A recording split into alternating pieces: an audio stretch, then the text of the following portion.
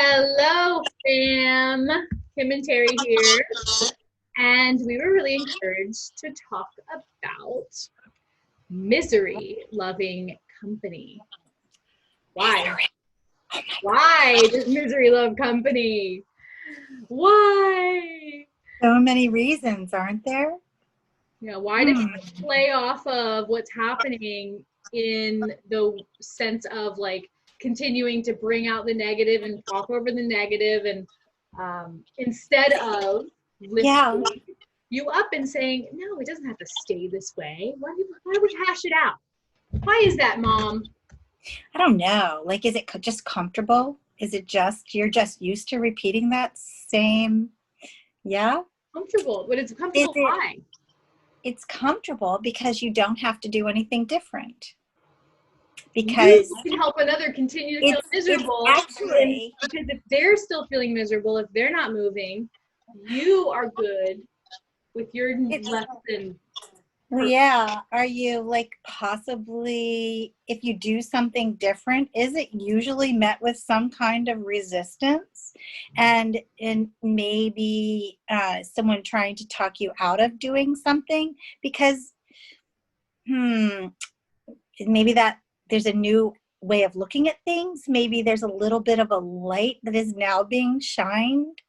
Maybe you've stepped out of that perpetual box. Is there a box? We've talked about this so many times. Like, it does not exist. There's a box that is comfortable and known, and while it's miserable, there's a box that's comfortable. Exactly.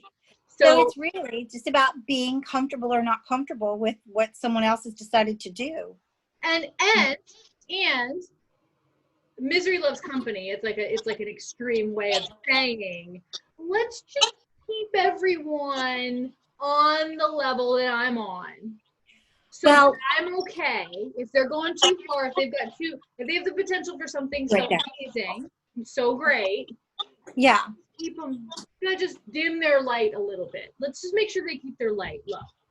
And does it have a little something to do with growth and, expansion? And if you're starting to think a little bit differently, starting to do something just a little differently than what everybody expects you to do, as you honor yourself in that space and move forward in maybe a little bit of a different direction, it makes people uncomfortable. And because you're doing it, then they could potentially look at themselves and go, no.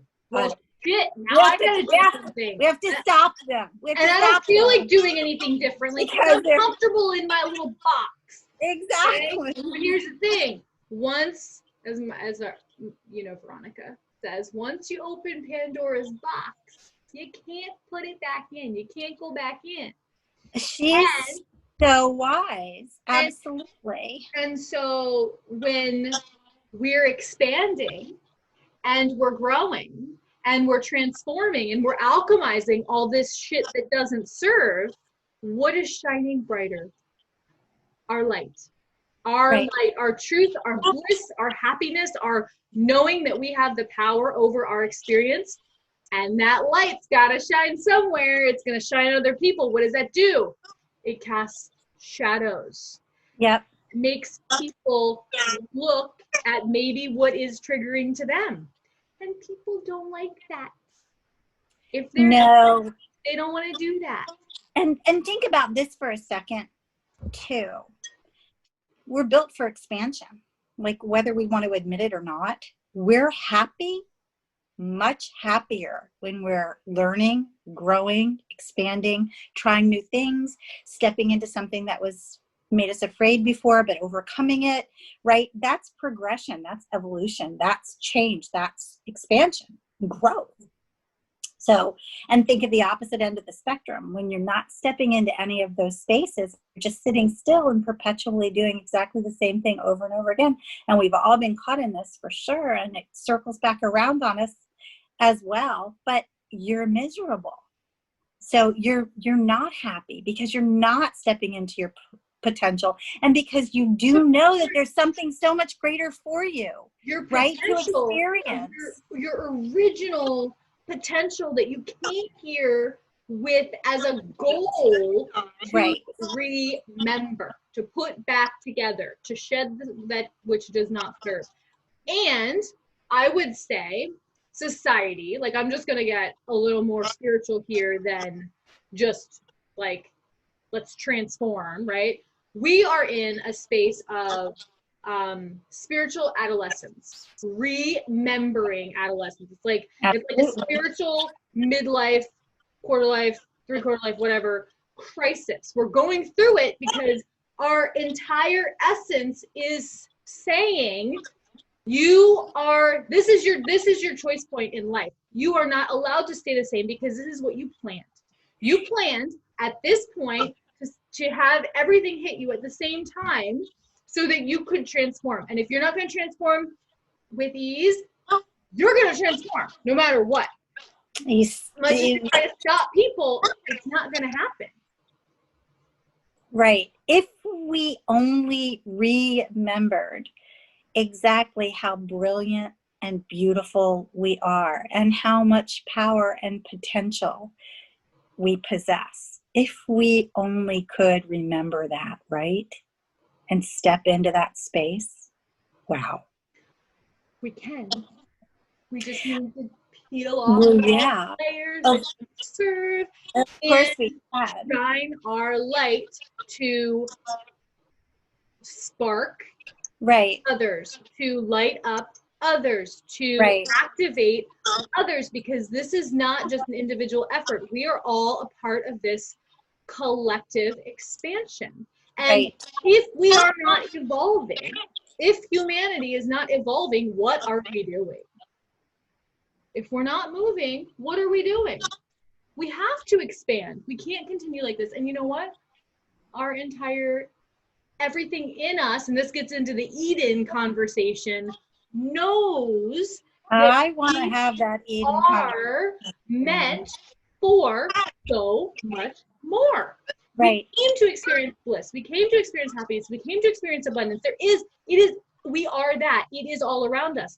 But if we know it and believe it, we can't experience it. The reason we feel like that, the reason we think about all those amazing things and how life could actually be and how we strive for that is because it is part of us. We know this. We know it's possible. We know we came from it. It's remembering again. Yeah. Like, what is that word all just by itself? R-E, and then member. Put it back around. Exactly. Mm-hmm. Switch it around. Clear out all the stuff that doesn't belong.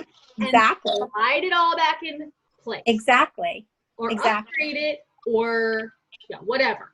But so I would say probably the best. Yes, let's hear what you would say. Let's hear it. Have to know. Because we vowed to keep this video short, right? So let's try to like rein it in, because we could go on like even when we think we do 10 minutes, it's not 10 minutes. No. So I would say best recommendation would be if you are recognizing that those around you are not encouraging growth, or not building you up,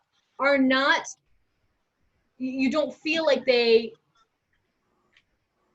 have the highest and best intentions, not in a bad way, but like for your epic expansion and clearing and everything else, like I would say maybe those people are not meant to be the people to go and talk to about stuff that's going on.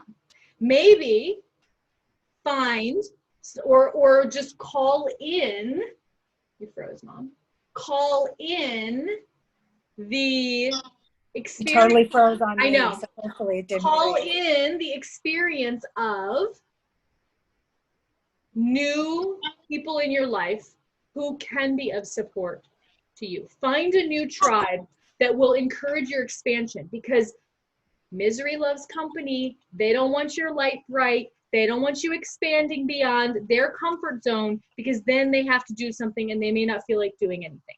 But you are here. We're all here collectively to be we are the most important pieces of the puzzle. And so you are here to light up others, whether they like it or not. And if they're trying to hold you back, I would say, get out. Because you know you're meant for more. Yeah, absolutely. Absolutely. And, you know, none of us came here to play small. Mm, Yeah.